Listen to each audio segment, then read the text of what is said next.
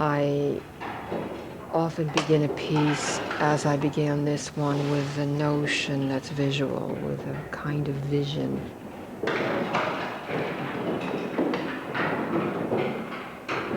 And the process of seeing this vision through often ends up changing what I originally had in mind.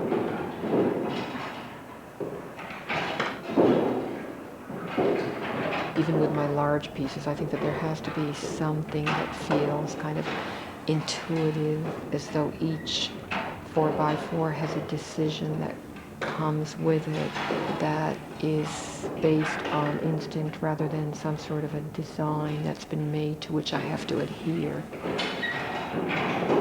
This uncertainty is an important part of the life of the piece.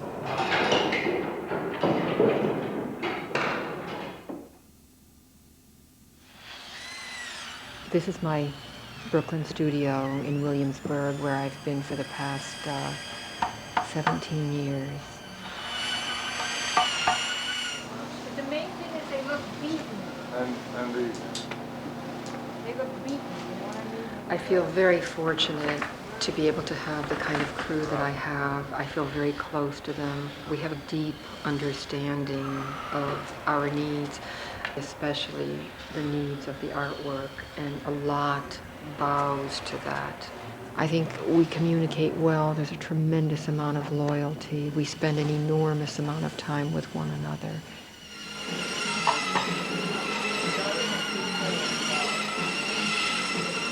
I've used cedar for a long time now, I think since 1976. It's a material that's very soft. I'm able to have a kind of control over it. I can cut it with ease. It's very porous. It weathers very well outdoors. It's insect repellent, and it's just a very beautiful material. This is the first piece that I've made that moves.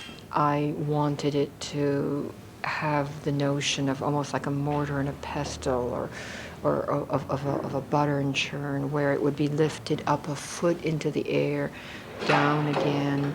Very slow, very deliberate movement, and all of them will move at slightly different rates, and they'll land in the bottom of the bowl at slightly different times. So it'll feel like a very primitive factory.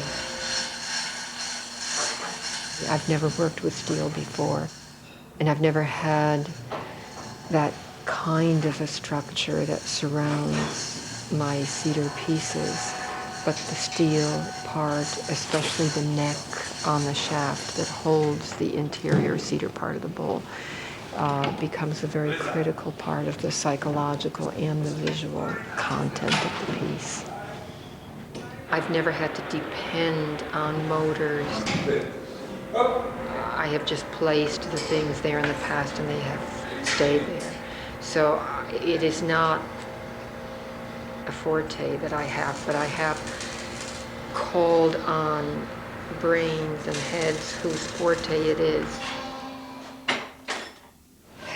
This is what we've used to make both the external parts of the bowl and the internal parts of the bowl. They're 4x4 cedar beams. We also use a glue, waterproof glue that's called Resourcinol. That is a very durable glue that I think the world has used since World War II. This is the kind of piece that I send to the cutters to be cut, and I put an arrow on so that they all face the same way, and I usually have a number so that I know exactly where it goes back to.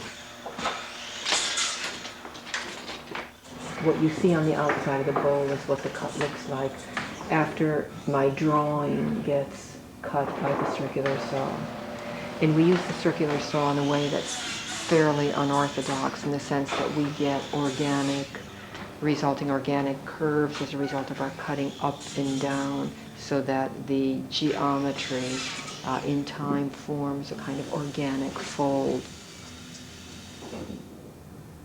The inner part of the bowl is made basically the same way. You see all of the geometry of the stacking They get cut with a circular saw, then glued layer by layer. Then I chainsaw some of them to make simpler planes, otherwise they would get caught on the inside surface of the bowl. Chainsaw them, and then I ground the surfaces so that it would be even smoother. I wanted that kind of notion, almost like some kind of a thick thigh or something, that goes in and out again.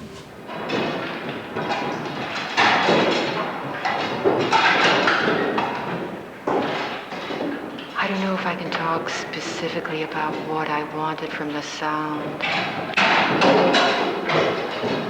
I did want something that did not feel terribly aggressive, though a sound that had weight to it. And I did want the wood echo to be a part of it, and I did want some of the steel to be announcing its presence through the sound.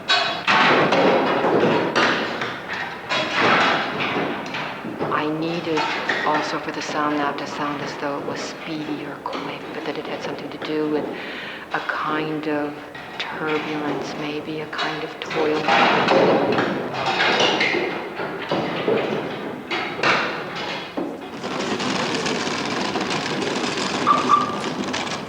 When the work gets picked up, my main anxiety is to be sure that the pieces are prepared, that the pieces are ready. So in some ways, the day, the wedding day, the real deadline for me is the time that the truck backs up and comes to take the work away. The piece was first turned on when I was in the Brooklyn studio, turned on in the sense that the insides of the bowls were implanting themselves inside the bowl itself, and initially we had them floating more. They didn't land and then lift themselves up again, that the heads looked as though they were almost weightless, bobbing up and down. And it wasn't until we came to this gallery that I was able to see for the first time, because we lengthened the chains or we straightened out the inner portion of the bowl, these portions, in a way so that the chain was lengthened and they were actually able to land, rest for a while before they lifted themselves up again. And I must say it felt awfully good to hear those sounds and to see the movements that these inner parts of the bowls made.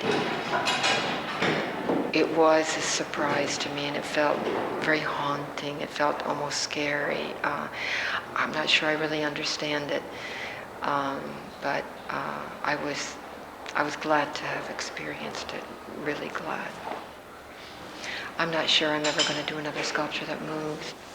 It's not because I don't want to. I just don't know whether my head, I will have the yearning for it. I'm just not sure. And it doesn't at all define a direction necessarily. It's just something I wanted to do, and I'm glad I did.